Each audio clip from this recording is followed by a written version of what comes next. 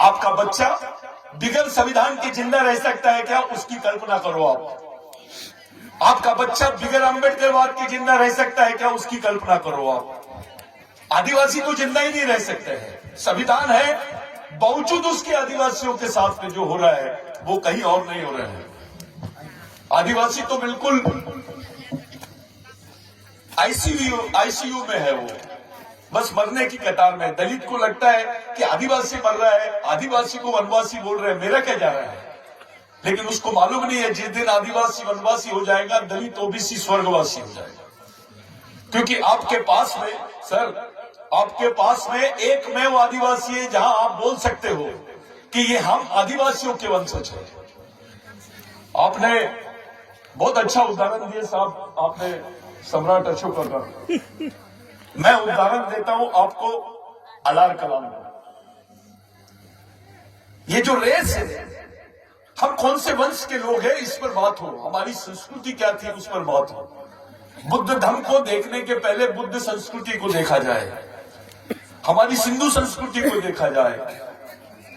आज एक बड़ा विचित्र मसला हमारे सामने पैदा हो गया है खोबरागड़े सर, कि there is no indigenous people in India. ये गवर्नमेंट का रिप्रेजेंटेशन है यूनाइटेड नेशंस में, संयुक्त राष्ट्र संघ में।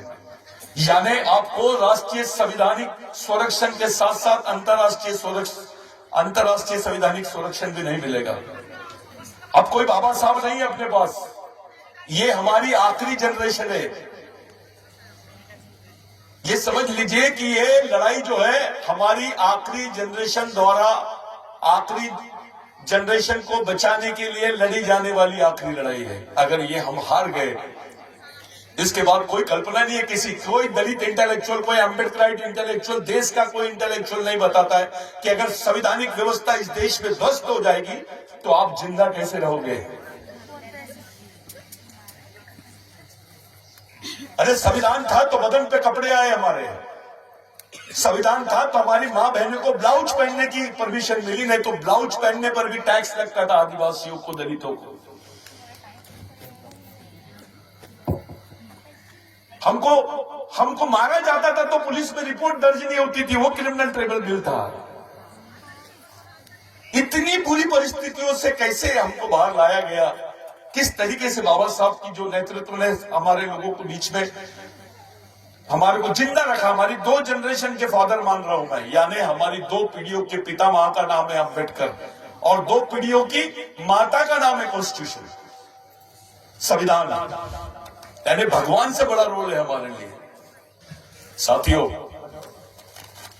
आप जैसे लोग, पूरा आदिवासी समाज दलितों की तरफ देखता है, अम्बेडकराइट लोगों की तरफ देखता है कि इनकी लाइन क्या जा रही है। फिर आदिवासी देखता है टीवी में, अरे अपना अम्बेडकराइट आदमी तो यार कविता पढ़ रहा है, वो अपने आप को बुद्ध बोलता है लेकिन अम्बेडकराइट नहीं बोलता, बाबा साहब के विचारों का या बाबा साहब का वंशज नहीं बोलता है। इससे ज्यादा खेद क्या हो सकती है हमारे लिए। हम जानते हैं, हम थोड़े पढ़े लिखे हो गए, हमको मालूम है बाबा साहब के सिवा दूसरा पर्याय नहीं है। आप जनरेशन के सामने सवाल खड़ा है कि क्या हम गैर संवैधानिक व्यवस्था में जिंदा रह सकते हैं क्या?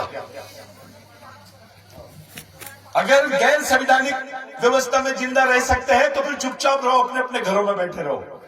जो आपने आरक्षण लिया, जिसका फायदा उठा लिया, उपयोग किया, उपभोग किया, वो करते रहो और अच्छे से करो, प्रॉपर्टी बढ़ा लो। लेकिन गैर संवैधानिक व्यवस्था में जिंदा नहीं रह सकते हैं तो घर से बाहर निकलना पड़ेगा। बहुत इंपॉर्टेंट विषय लाए सर आपने, बहुत। मैं आपको इसके पहले भी आपका कॉन्स्टिट्यूशन पर जो अप्रोच देखा मैंने, मैं बहुत खुश था उससे, कि हम लोग चाहते हैं कि कोलैबोरेशन हो, समन्वय, सामाजिक समन्वय स्थापित हो दलित, आदिवासी, ओबीसीओ में, कोई रास्ता बनाए अपनी आने वाली जनरेशन के लिए।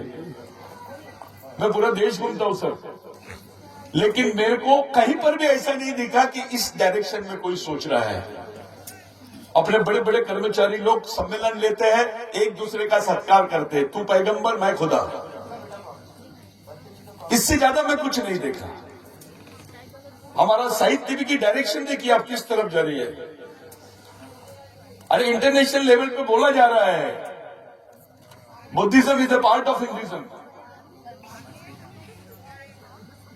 जो पाली भाषा है वो आर्यन भाषा है। नागपुर लिंग्विस्टिक डिपार्टमेंट में देखिए साहब, आप तो ऑर्कोलॉजिस्ट है, हम लोगों ने उसको डिफेंड किया वहां पर झारखंड में और बोला ये पाली भाषा, ये प्राकृत भाषा है, ये आदिवासियों की भाषा है। बुद्ध कोई और नहीं आदिवासी है, क्योंकि वो गण व्यवस्था का हिस्सा था, वो साक्य गण का था और गण व्यवस्था की हिस्सा जो है वो आदिवासी व्यवस्था की हिस्सा है।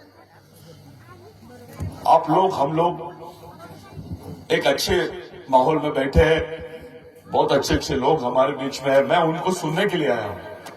अभी बोलने का मौसम नहीं है। हमारे जो बुजुर्ग है, हमारी जो लीडरशिप है, हमारी जो इंटेलेक्चुअल लीडरशिप है, वो क्या बोल रही है ये देखना है। मैं बिक्कू साहब का बहुत बहुत बहुत धन्यवाद देता हूं। आपका एक आदिवासी आदमी को आपने बुलाया, मैं बहुत खुश हो गया आपसे। इतना सम्मान हमको दिए काफी है, ज्यादा सम्मान होना नहीं आदिवासी, लेकिन ऐसा लगना चाहिए हमको कि कुछ हो रहा है, क्योंकि वहां आदिवासियों को कुछ नहीं, सिर्फ बंदूकों से ही मार रहे हैं।